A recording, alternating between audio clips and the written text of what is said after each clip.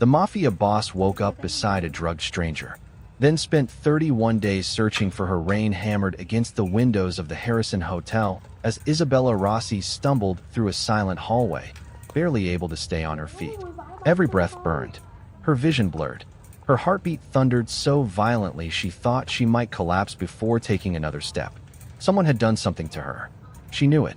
Just 15 minutes earlier, she had been standing inside one of the most luxurious charity galas in New York, smiling politely while powerful men discussed billion-dollar deals over champagne. Now, her body no longer belonged to her. The expensive red dress clung to her skin like fire. Her hands shook uncontrollably. Every nerve screamed, I need help." She whispered the words to an empty corridor. No one answered. The elevator behind her had already closed. She didn't even remember pressing the buttons. She only remembered running away from Vincent Harrison's hungry eyes, running from the strange heat spreading through her veins after drinking a single glass of champagne, running because every instinct inside her was screaming, "Danger!" At the end of the hallway, one door stood slightly open. Warm light spilled across the carpet. Without thinking, Bella pushed it open. Underscore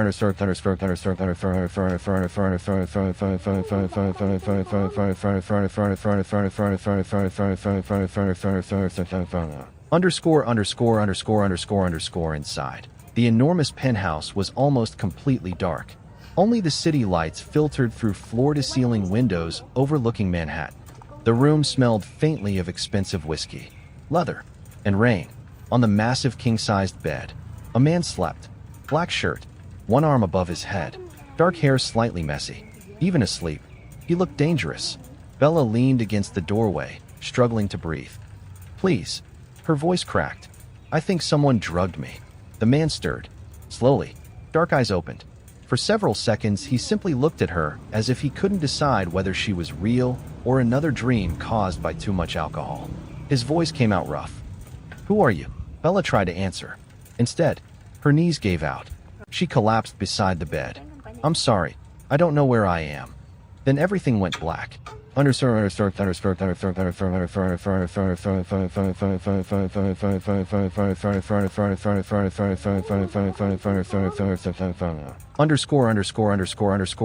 Neither of them knew.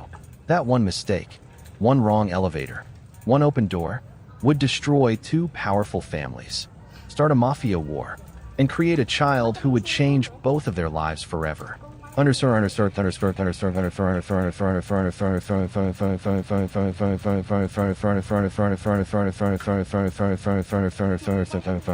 Underscore. 24 hours earlier.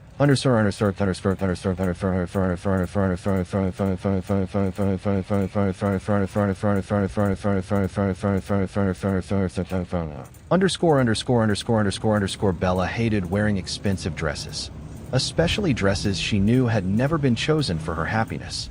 The crimson gown had been picked by her stepmother because it photographed well, because rich men preferred beautiful things wrapped in red, because tonight, Bella wasn't attending the gala as family. She was attending as merchandise. Renata Rossi adjusted Bella's necklace with practiced fingers before stepping back to admire her work. "Smile." Bella obeyed. "You look terrified." "I am." Renata ignored the answer. "You've spent 19 years costing this family money. Tonight, you've finally become useful." Bella lowered her eyes.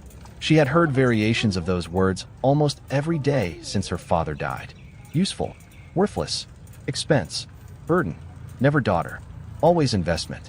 Her real mother had died when she was 6. Her father remarried 2 years later. Everything changed after that. At first, Renata had only ignored her. Then came the criticism, then humiliation, then isolation.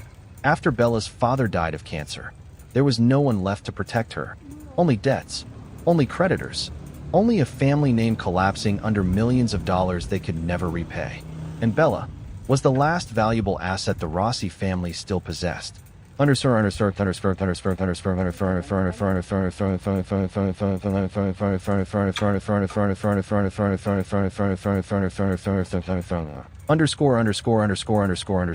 ballroom glittered with crystal chandeliers.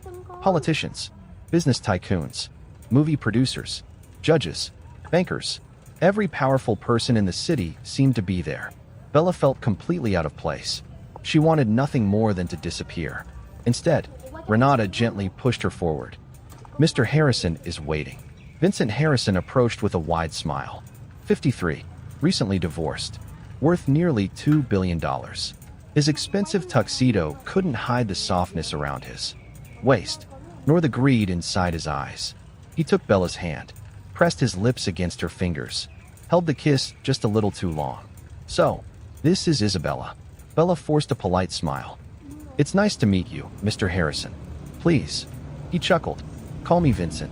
His eyes traveled slowly down her body, not even pretending to hide it. You are much more beautiful than your photographs. Bella quietly thanked him. Inside, she wanted to run. Under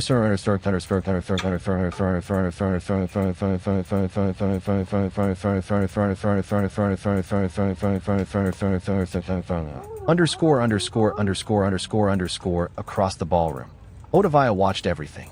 Her champagne glass reflected the lights above. She smiled, but not because she was happy, because everything was unfolding exactly as planned. She glanced toward one of the waiters. The man gave the smallest nod, then disappeared toward the private bar. Renata noticed. She smiled too. Neither woman realized that one tiny mistake was about to ruin the entire plan. Under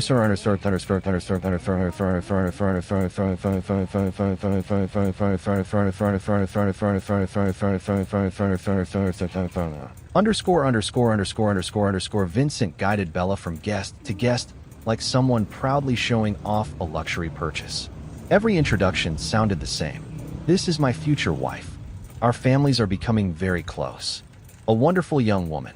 Bella smiled, nodded, answered every question politely. But inside, she felt invisible. No one asked what she wanted. No one cared. She wasn't a woman tonight. She was part of a business agreement. Every handshake, every laugh, every compliment, all had a price. And she was paying it. Underscore.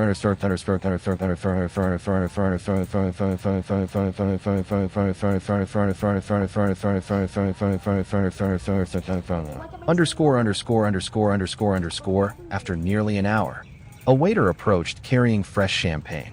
Vincent accepted one glass. Bella accepted another. Across the ballroom, Odavia quietly raised her own glass. Watching, waiting, smiling. Bella hesitated. For just a second, something felt wrong. Then Vincent laughed at another guest's joke. Bella didn't want to appear rude. She lifted the glass, took one sip. Cold, elegant, perfect. She had no idea that with that single swallow, her entire life had just changed. Bella set the champagne glass back onto the silver tray. Something was wrong. The music suddenly sounded distant. The crystal chandeliers above her blurred into streaks of light. She blinked once, twice. The room still refused to stay still. A strange warmth spread through her chest before rushing down her arms and legs like liquid fire. Her breathing became shallow, not from fear, from something far worse. Vincent Harrison noticed immediately. You don't look well. Bella forced a smile. I'm fine. No. He stepped closer. I think you need somewhere quiet. His hand settled gently against the small of her back. To everyone watching, it looked caring, protective, kind. Bella, however, felt every muscle in her body tense. His touch made her skin crawl. She took one step away. I just need some water. I'll come with you. No. The answer came faster than she intended.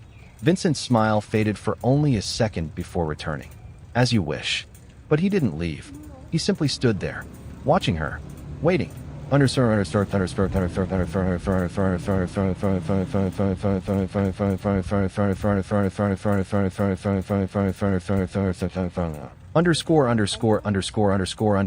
Across the ballroom. Odavia quietly lowered her champagne glass. Her eyes never left Bella. She's starting. Renata nodded almost imperceptibly. Good.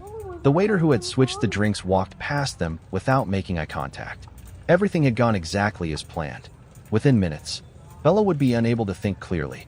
A trusted hotel attendant would discreetly guide her to Vincent Harrison's private suite. The rest would take care of itself. Tomorrow morning, Vincent would have no choice but to marry the innocent girl found in his bed. The Rossi family would receive millions. Their debts would disappear. Their reputation would survive.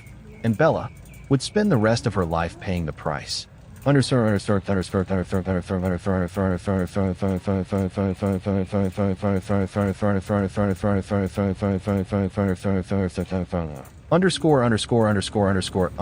Bella gripped the edge of a nearby table.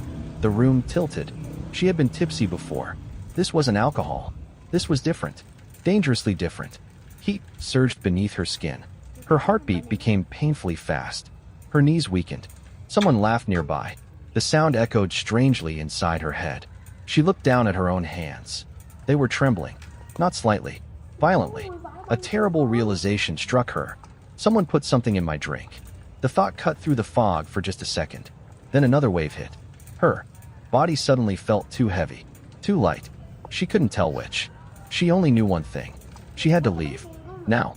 Underscore.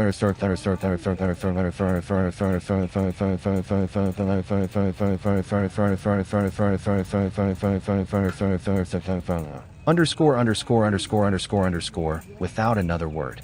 Bella turned and pushed through the crowd. Guests stepped aside, assuming she simply needed fresh air. No one noticed the panic in her eyes. Vincent did. He watched her disappear toward the hallway. His expression changed. Not concern. Expectation. Almost satisfaction. He glanced briefly toward Renata. She gave the smallest nod. Everything was proceeding exactly according to plan. Bella hurried through the marble corridor. Each step became harder than the last. The expensive heels suddenly felt impossible to walk in. She pulled them off. Bare feet slapped softly against polished stone. Her breathing became ragged. She reached the ladies' restroom. Locked. Someone was inside. She knocked. No answer. Another wave of unbearable heat crashed through her body. She leaned against the wall. No. Tears filled her eyes. What is happening to me? The answer terrified her before she could even finish thinking it. Drugged. She had been drugged. Back inside the ballroom. Ottavia smiled. It won't be long. Renata calmly sipped her champagne. The attendant knows what to do. And Harrison? He already paid. Ottavia laughed quietly. I almost feel sorry for her. No, you don't. No. She smiled wider. I really don't. Bella stumbled farther down the corridor. Her vision doubled. Every light seemed painfully bright. Every sound echoed. She pressed both hands against her burning face. People passed without noticing her. A waiter asked politely if she needed assistance. She couldn't even answer. At the end of the hallway, the elevators opened. She rushed inside. Without looking, she pressed the first button her shaking fingers found. The doors closed. She leaned against the mirrored wall. Her reflection shocked her. Her cheeks were crimson. Her pupils unnaturally wide. Her lips trembled. She barely recognized herself. The elevator began to rise. Floor after floor. Bella didn't notice. She was trying desperately to stay conscious. The heat became unbearable. She slid slowly to the floor. The soft mechanical voice announced another level. Then another. Then another. She heard none of it. On the ground floor, a hotel attendant frowned. The girl in red. He looked around. Where did she go? Another employee shrugged. Probably already upstairs. The attendant checked his watch, then smiled. Good enough. He never realized. The elevator had stopped at the wrong floor. The doors opened. Silence. Not the lively sound of a luxury hotel. Not laughter. Not music. Silence. Bella slowly lifted her head. This floor looked different. The carpets were thicker. The lights softer. The hallway almost empty. She stepped out. Every movement felt dreamlike. She didn't know where she was. She didn't care. She only wanted help. At the very end of the hallway, one door stood slightly open. Warm light spilled onto the carpet. She stared at it for several seconds. An open door meant someone was inside. Someone could help her. With the last strength she had left, Bella walked toward it. Inside the penthouse, Salvatore Moretti had finally fallen asleep. It had been one of the worst days of his year. Only hours earlier, he had personally executed the accountant who had stolen millions from the Moretti family. The betrayal hadn't angered him. It had exhausted him. For 11 years, he had carried the weight of an empire built on fear. Every decision meant life or death. Every mistake cost blood. Tonight, for the first time in months, he had allowed himself to drink. Too much. His trusted lieutenant, Enzo, had checked every entrance before leaving. No one gets up here. Salvatore had only nodded. He wanted silence. Nothing more. Within minutes, Sleep finally came. Outside, Bella reached the door. She knocked softly. No answer. She pushed. The door drifted open. The enormous suite stretched before her. Floor-to-ceiling windows overlooked the glittering skyline. A fireplace glowed faintly. Everything felt impossibly quiet. Hello. Her voice barely rose above a whisper. I need help. No reply. She took another step. Then she saw him. A man sleeping alone on the massive bed. Black shirt, dark hair, broad shoulders, one arm resting above his head. Even asleep, he radiated danger. Bella hesitated. She should leave. She knew she should. But another wave of burning heat crashed through her body so violently that she nearly collapsed. Tears streamed down her face. Please. The word escaped before she realized she had spoken. I think someone. Her knees gave way. She caught herself on the edge of the mattress. The sudden contact sent another unbearable surge through her body. She gasped. The sound echoed through the quiet room. The man stirred. Slowly. His eyes opened. Dark. Sharp. Confused. For several seconds, neither of them spoke. He studied the frightened young woman standing beside his bed. Barefoot. Shaking. Eyes full of tears. She looked completely lost. Completely broken. His voice came out rough from sleep and whiskey. Who are you? Bella tried to answer. Instead, everything went black. She collapsed toward him, and Salvatore Moretti instinctively reached out to catch the stranger who had just fallen into his arms. Salvatore caught her before she hit the floor. For one brief moment, neither of them moved. The young woman in the crimson dress trembled violently against his chest. Her breathing was uneven. Her skin felt unnaturally hot. Even through the fabric of her dress, he could feel the fever burning inside her. She wasn't drunk. She was terrified. Salvatore frowned. What happened to you? Bella tried to answer. Her voice dissolved into a helpless sob. It burns. His expression hardened immediately. Someone had done this to her. He had seen enough victims over the years to recognize the signs. Not alcohol. Not illness. Drugs. Strong ones. He glanced toward the open doorway. No security alarms. No footsteps. No screaming. Whoever she was, she had arrived here completely alone. That made no sense. Nobody reached the private penthouse by accident, especially not during one of the biggest charity galas in the city. Yet here she was, barefoot, crying, unable to stand. Bella clutched the front of his shirt. I don't know what's happening. Every word came between desperate breaths. Her fingers shook so violently they barely obeyed her. Salvatore gently steadied her shoulders. Look at me. She tried. Dark eyes met his. They were full of panic. Not manipulation. Not seduction. Pure fear. Did someone force you to take something? Bella nodded weakly. I drank champagne. Then, the room. Everything. She closed her eyes tightly. It hurts. Salvatore's jaw tightened. Somebody had drugged this girl. At his hotel. During a public event. Someone was either incredibly stupid or incredibly confident. Neither possibility pleased him. He reached toward the bedside phone. I'll call a doctor. No. Bella grabbed his wrist. Her grip was surprisingly strong. If people see me, my family, she couldn't finish. Tears rolled silently down her face. Salvatore looked at her for a long moment. He had questioned hundreds of people during his life. Liars, traitors, killers, victims. He knew the difference. This girl wasn't lying. She wasn't acting. She was barely holding herself together. Another violent wave hit. Bella cried out softly. Her body arched with unbearable heat. She immediately covered her mouth. I'm sorry. I'm so sorry. You have nothing to apologize for. His voice remained calm. Steady. She stared at him in disbelief. No one had spoken to her like that in years. No accusations. No insults. No disappointment. Just concern. The unfamiliar kindness almost made her cry harder. Salvatore slowly helped her sit on the edge of the bed. You'll stay here. I'll have Enzo. No. She shook her head desperately. I can't. I have to leave. You can't even stand. I know. But my stepmother, my family, they'll... Again, the words disappeared beneath another wave of pain. Salvatore poured a glass of cold water. She tried to drink. Her hands shook so violently that the water spilled onto the sheets. Without saying anything, he took the glass, held it for her. She drank slowly. When she finished, she whispered almost inaudibly, Thank you. Such a simple phrase. Yet something about it caught him off guard. Most people thanked him because they feared him. She thanked him because she genuinely meant it. Silence filled the room. Outside, rain continued to fall over Manhattan. The city glittered beneath the penthouse windows.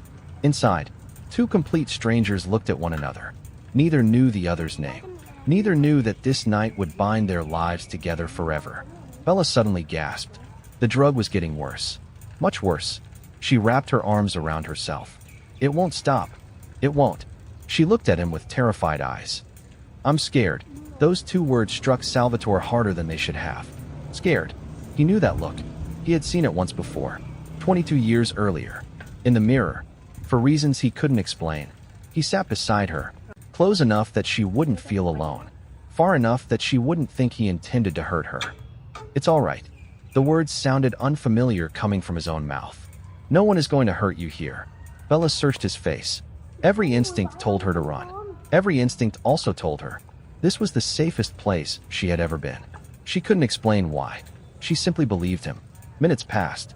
The drug continued destroying every remaining barrier inside her mind. She leaned forward, almost unconsciously. Her forehead rested against his shoulder. I'm sorry. I don't know why. I don't want to be alone. Salvatore froze. Completely. For 22 years. Every woman who came close had triggered unbearable panic. Every touch, every embrace, every accidental brush of skin. His body always reacted the same way. Fear, revulsion, a desperate need to escape. This time, nothing happened. He waited. 1 second. 5. 10. Still. Nothing. No panic. No sickness. No suffocating terror. Only warmth. His heartbeat slowly accelerated. Not from fear. From disbelief. Impossible. Bella never noticed. She was too overwhelmed by the drug. She simply held on to the nearest person who hadn't tried to use her. She whispered broken apologies. I didn't mean. I'm not. This isn't. Salvatore gently placed one hand across her back. It's okay. You don't have to explain. Those words broke something inside her. For the first time that night, she cried openly. Not loud. Not dramatically. Just quiet tears from someone who had spent years pretending to be stronger than she really was. Hours slipped by. The storm outside slowly faded. The penthouse remained wrapped in silence. They spoke very little. Fragments. Half-finished sentences. Bella mentioned her father once. Then stopped. She mentioned her family. Then looked away. She never said their names. Salvatore didn't ask. He had learned long ago that frightened people spoke when they were ready. Not before. Near midnight, the drug finally pushed Bella beyond exhaustion. Her body simply gave up fighting. She drifted into restless sleep. Still holding his hand, Salvatore looked down at their joined fingers. His chest tightened. This should have terrified him. Instead, it felt strangely peaceful. He carefully adjusted the blanket around her shoulders. She stirred, instinctively moving closer. He didn't move away. For the first time since he was 11 years old, he shared a bed with another human being. Without fear. Underscore.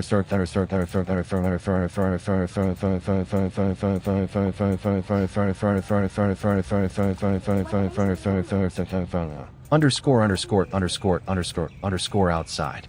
The first light of dawn slowly touched the skyline. Neither of them realized that downstairs, Vincent Harrison had already informed Renata Rossi that Bella had disappeared.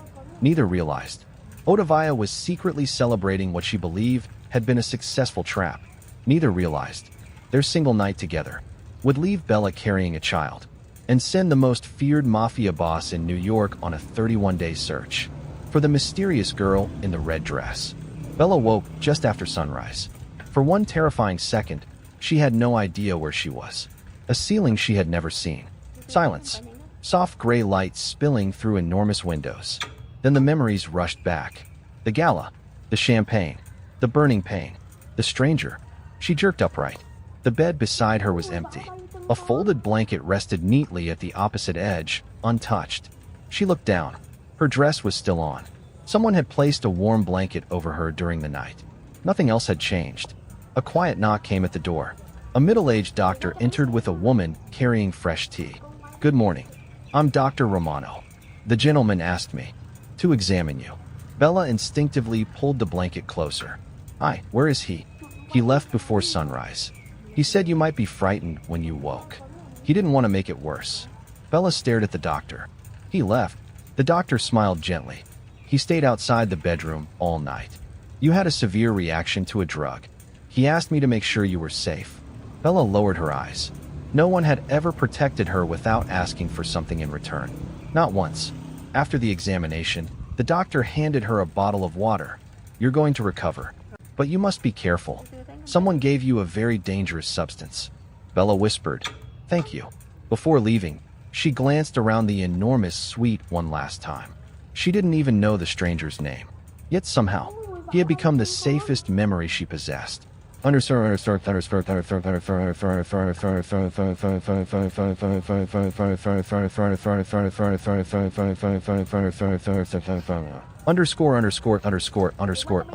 Outside the hotel. A black sedan waited. Salvatore stood beside it, watching Bella leave through the front entrance. She never looked back. He almost called after her. Almost. Instead, he let her go. Because she deserved one thing more than anything else. The freedom to choose. Enzo walked over quietly. You could have stopped her. Salvatore kept watching until Bella disappeared into the morning crowd. No. If she comes back, it has to be because she wants to. Bella's return home was exactly as she feared. Renata slapped her before she had even crossed the doorway. Where were you? Vincent Harrison stood in the living room, furious. The hotel searched everywhere. You embarrassed me. Bella looked from one face to another. I was sick. I don't remember anything. Ottavia laughed. Convenient. Renata stepped closer. It doesn't matter anymore. The wedding is in 10 days. Bella felt the floor disappear beneath her feet. I said no. You don't get to say no. You belong to this family. No, I belong to myself. The words stunned everyone. For the first time in years, Bella fought back. That night, she packed a small bag, some clothes, a little money, one old photograph of her mother. She climbed through the kitchen window just after midnight. Freedom was only a few streets away. Then floodlights exploded across the garden. 3 men emerged from the darkness. Bruno smiled. The lady of the house said you might try this. Bella turned to run. They caught her before she reached the wall. Her bag fell into the wet grass. The photograph slipped from her fingers. She screamed. No one came. The next morning, she was locked inside her late father's old study. Iron bars covered every window. Renata stood outside the door. You'll stay here until the wedding. No food unless you cooperate. No visitors. No escape. The lock clicked shut. Bella slid slowly to the floor. For the first time in her life, hope disappeared. Across the city, Salvatore couldn't forget the girl in the red dress. He had met thousands of people. He remembered almost none of them. But every morning, he found himself looking toward the door of his office. Every evening, he wondered whether she had made it home safely. 31 days passed. He buried himself in business. It changed nothing. Finally, Enzo entered carrying a thick folder. We found her. Salvatore looked up immediately. Her name is Isabella Rossi, 20 years old. Her father is dead. Her stepmother inherited everything. Enzo hesitated, then continued. They're forcing her into a marriage. Salvatore slowly opened the file. Photographs, medical records, financial documents, witness statements. Each page painted the same picture. Years of abuse, years of manipulation, years of fear. Then he reached the final page. Wedding date, 3 days away. His expression became completely still. Where is she? Locked inside the Rossi estate. Salvatore closed the file. Prepare the cars. Rain fell again that night. Black SUVs rolled silently through the empty streets. Within minutes, the Rossi estate was surrounded. Security guards never had time to react. The front gate opened. Salvatore walked through without speaking. Bruno charged toward him. One punch ended the fight. The front door burst open. Renata froze. What do you think you're doing? I'm taking her home. You have no right. He looked at her once. You lost the right the day you treated her like property. Upstairs, Bella heard heavy footsteps, voices, a crash. Then, silence. The lock exploded inward. The door swung open. A familiar voice spoke softly. Isabella. She looked toward the light. There he was. The stranger. The man from the penthouse. The only person who had ever asked if she was afraid. Tears filled her eyes. You came. Salvatore stepped closer. I told myself I let you go because it was your choice. I was wrong. No one should have to survive this alone. He offered his hand. Come with me. Bella stared at it for several seconds, then slowly placed her hand in his. This time, she chose. Weeks later, the Rossi estate stood empty. Renata lost the house. The forced marriage collapsed. Vincent Harrison disappeared from Bella's life forever. Bella began living quietly at the Moretti estate while rebuilding her confidence and independence. Salvatore never rushed her, never demanded anything. He simply kept his promise. She was safe. One evening they stood together overlooking the city. Bella smiled. You know, I never even thanked you. You don't have to. I do. She reached for his hand. This time, he didn't hesitate. For the first time in more than 20 years, he held someone's hand without fear. Bella looked at him. You saved my life. Salvatore shook his head. No, you reminded me how to live. Far below, the city continued exactly as before. But for two people who had met by pure accident, everything had changed. Sometimes, the wrong elevator, the wrong door, and the wrong night can lead to exactly the right person. The weeks that followed were quieter than either of them expected. For the first time in years, Bella no longer woke to the sound of someone shouting her name. No one ordered her where to stand, what to wear, or whom she would marry. The silence inside the Moretti estate felt unfamiliar at first, almost frightening. She had spent so many years surviving that she had forgotten what peace sounded like. Every morning, she wandered through the gardens with a cup of tea while the sun climbed over the hills. The guards greeted her with quiet respect. The house staff smiled instead of lowering their eyes in fear. Little by little, the enormous mansion stopped feeling like a fortress and began to feel like home. Salvatore watched the change from a distance. He never tried to hurry her healing. He never asked for anything she wasn't ready to give. Sometimes they spent hours sitting on the terrace without speaking. They simply watched the city below as the wind carried away the weight of old memories. Strangely, those silent evenings became the moments they treasured most. One afternoon, Bella found Salvatore standing in the portrait gallery again. The black cloth that had hidden his mother's portrait was gone forever. He noticed her reflection in the glass before she spoke. I used to think, he said quietly, that the strongest people were the ones who never let anyone close. Bella walked to his side. And now, he smiled, a real smile that softened the hard lines on his face. Now I think the strongest people are the ones brave enough to trust again after they've been broken. Bella reached for his hand.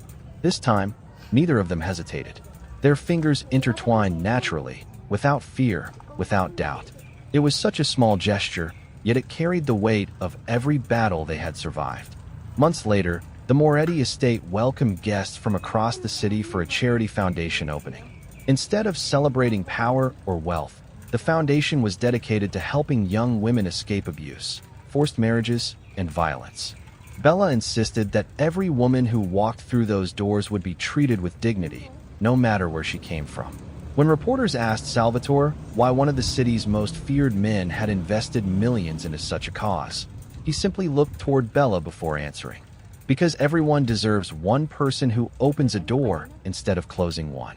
The words spread across newspapers and television broadcasts the following morning. Some people called it redemption. Others called it love. Salvatore never cared what they called it. He only knew one truth. The frightened young woman who had stumbled through the wrong door on a stormy night had changed his life far more than he had changed hers. Years later, whenever Bella looked back on that impossible night, she no longer remembered the fear first. She remembered the open door.